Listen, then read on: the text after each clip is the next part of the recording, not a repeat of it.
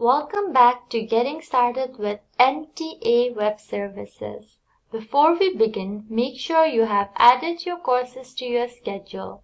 If you have not yet done so, watch your previous episode for instructions on how to add courses to your schedule. Then watch this video for details on registering for the courses you selected. Sign in to self-service. On the left panel, under Academics, select Register for Classes.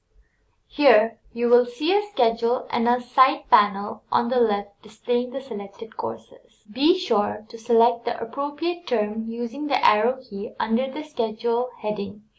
In this example, we will be registering for winter term courses that were previously selected.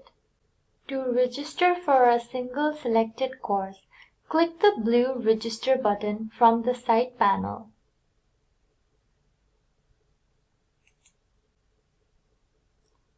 We just registered for Comp 2211.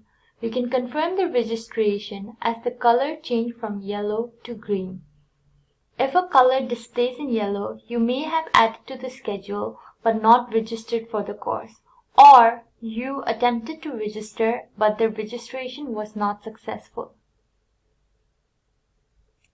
If registration was not successful, please review the error message that appears on the top right side of the screen. You can watch our episode regarding error messages for further assistance.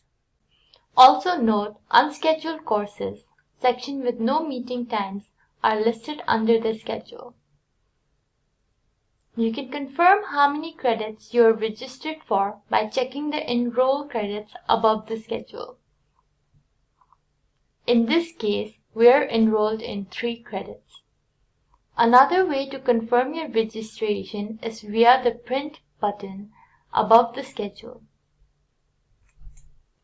This will clearly display the courses you have added to your schedule but not registered for, as well as the courses you have successfully registered for. You can also confirm the course title, time, location, instructor.